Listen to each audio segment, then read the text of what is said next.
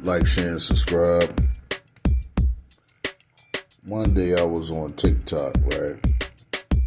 And I ran across a podcast that was saying something about that Shaq carried Kobe in a three-peat.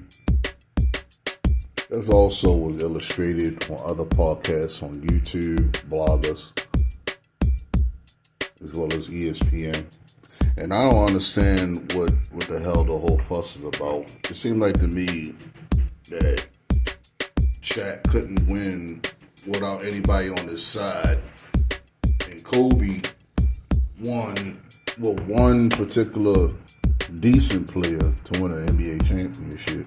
But people saying that Kobe couldn't win a chip without Shaquille O'Neal, but he eventually went to 3 straight NBA finals, and he won 2 out of the 3. But let me give y'all the numbers, as well as a overview for us how they feel about this debacle. This is what I think it is. A debacle. It's a stupid argument. I got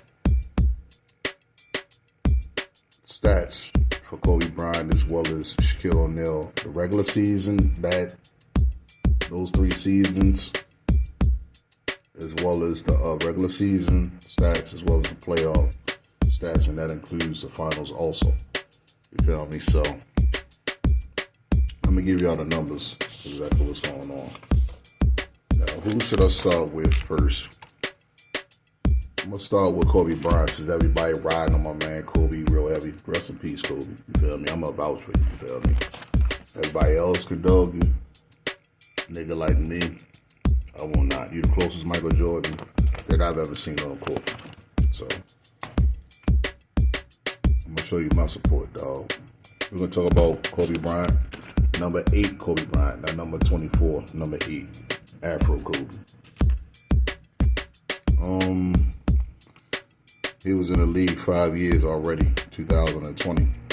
He averaged 28.5 points, 5.9 rebounds, and 5 assists per game. 2001, Kobe Bryant averaged 25.2 points, 5.5 rebounds, and 5.5 assists per game. In 2002, Kobe Bryant averaged 30 points, 6.9 rebounds, and 5.9 assists per game.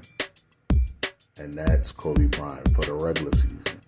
Now, how I'm going to do this, I'm going to read the regular season for Kobe as well as Shaq.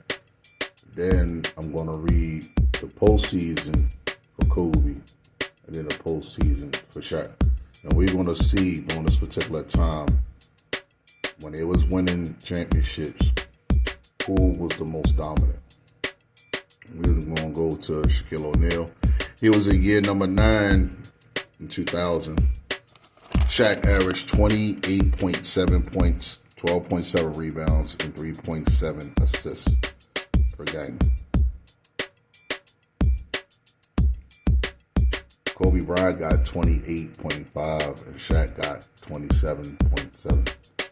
So what are y'all talking about, bro? Probably like a smidge average difference. Like, what are you talking about, bro? They match the same numbers at 28. 2001, Shaq averaged 27.2 points, 10.7 rebounds, and 3 assists per game.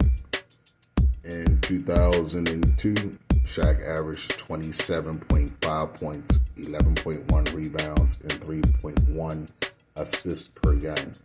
Now, I'm going to keep it a buck, nigga. If I pick and choose who had the better regular seasons out of those 3 years, from 2000 to 2002, in the regular season, when they won the NBA Finals, Kobe Bryant had the better stats. Tell you why? Because he got 30 average. Shaq don't have a 30 average. You see what I'm saying? He got more rebounds, but he have less assists than me. You feel me? So I don't know what the hell y'all fanboys are talking about, bro. Because I'm looking at the numbers right now in my face. Kobe Bryant had the better stats than Shaq. Like, real talk. We're going to go to Kobe Bryant's playoff stats. Kobe Bryant averaged 29.4 points, 7.3 rebounds, and 6.1 assists per game. And that was in the year 2000 when they first won a title. Kobe Bryant was in his 5th year. You see what I'm saying? So, I don't know what y'all talking about.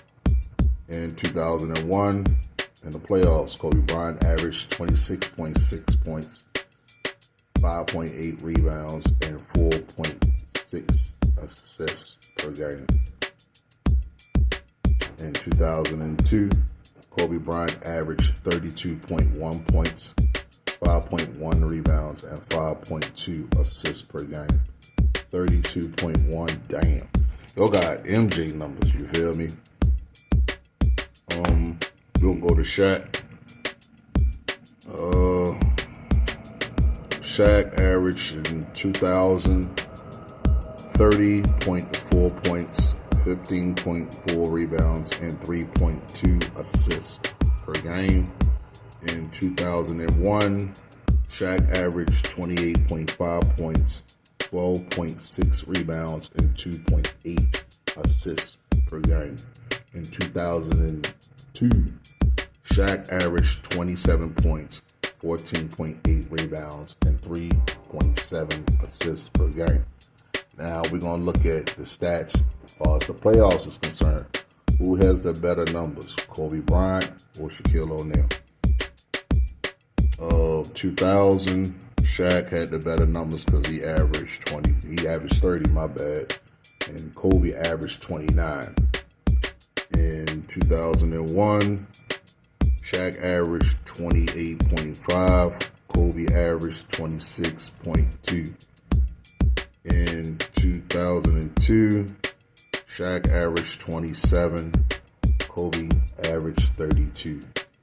Now, this is kind of sketchy, to be honest with you. I ain't gonna hold you, y'all. The numbers are damn near the same. Maybe like a point differential, an average of 28, maybe 29 a game, 29.3, maybe 29.4. We talking about both of them together averaging the same amount. Nobody was carrying nobody. They both needed each other. This is a stupid argument. I don't even understand why Kobe didn't carry Shaq. Shaq didn't carry Kobe. They both needed each other to win. Basically, it's a draw. Ladies and gentlemen, this is a draw right here. Now, I'm done with looking at the stats, yo. Now we're going to look at the presentation of individual performances during the three-peat between Shaq and Kobe. I'm going to read this. Shaq had the better individual performance during the Lakers three-peat, averaging a significantly more points, rebounds, and having a higher true percentage of shooting. But Kobe Bryant was the team's primary closer and often the offensive engine in the earlier rounds of the playoffs. While Shaq's dominance was undeniable and led to 3 Finals MVP awards, Kobe, dual responsibility as a scorer, playmaker who can take over games, was crucial for the team's overall success. He's like a Michael Jordan, I keep trying to tell you. He's a facilitator. He's also dominant in the fourth quarter, like MJ. Shaq can't do that. He's just a big man. Shaq's strength, dominant scoring, and rebound. O'Neal's finals of average 35.9 points, 15.2 rebounds.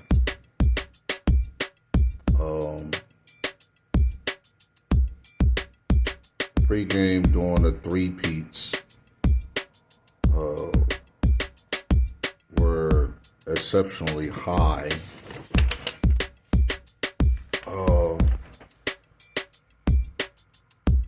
Moral reliance.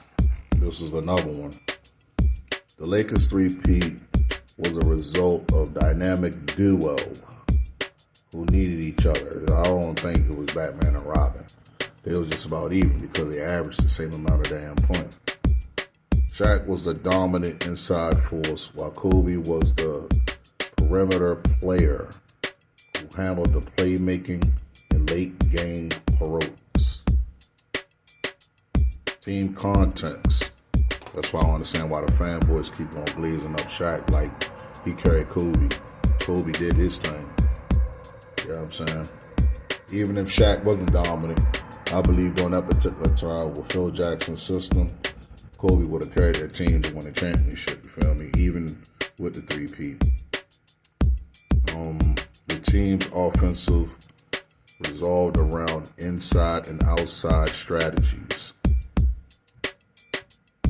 With Shaq inside the post and Kobe providing penetration and perimeter play, showing how to intertwine their contributions were.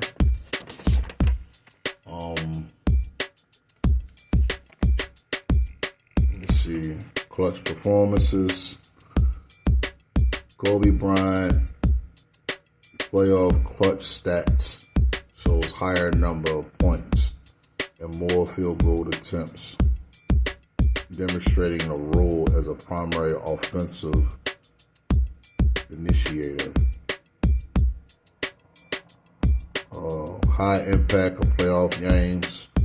Kobe Bryant had back-to-back 40 points and 10 rebounds performances in the 2001 Western Conference Finals, showcasing he's an all-around impact before the finals. The two sides of the narrative. Shaq carried Kobe myth.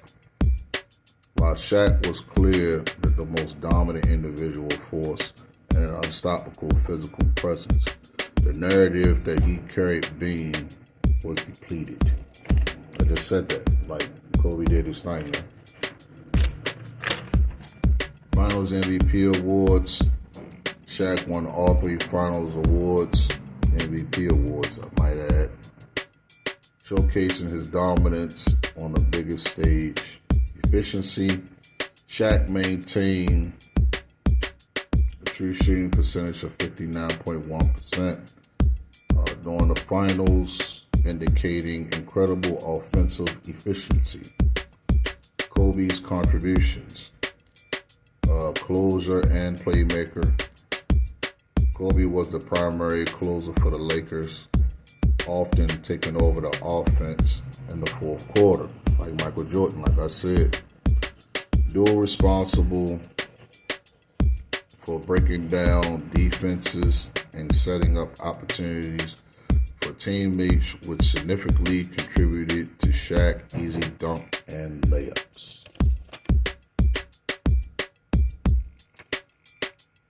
Well, that's it.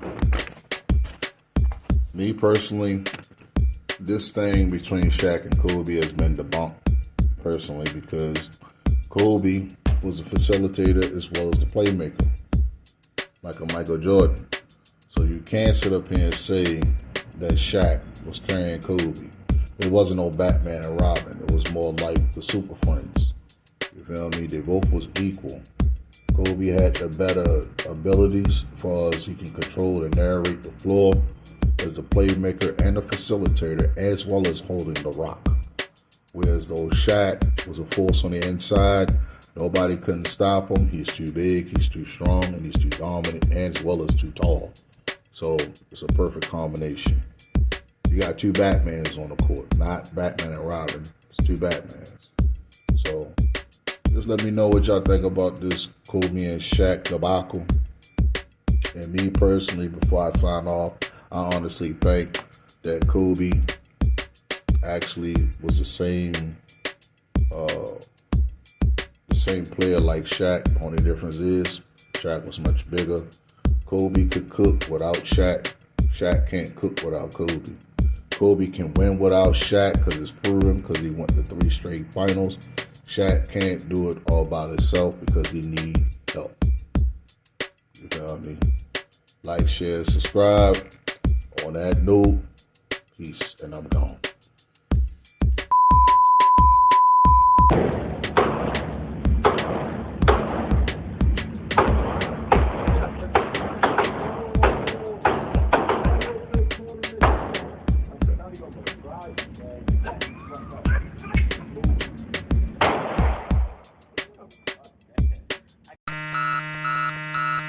If you reach for my chain, I'm going to send your ass to God. Don't ask me about my pieces or USC Jesus. I'm just letting you know, if you so happen to look at my chain, I'm going to blow your ass off. If you so happen to ask, bro, hero, can I touch your chain? I'm going to blow your ass off. If you so happen to just stare at my chain, I'm going to blow your ass off.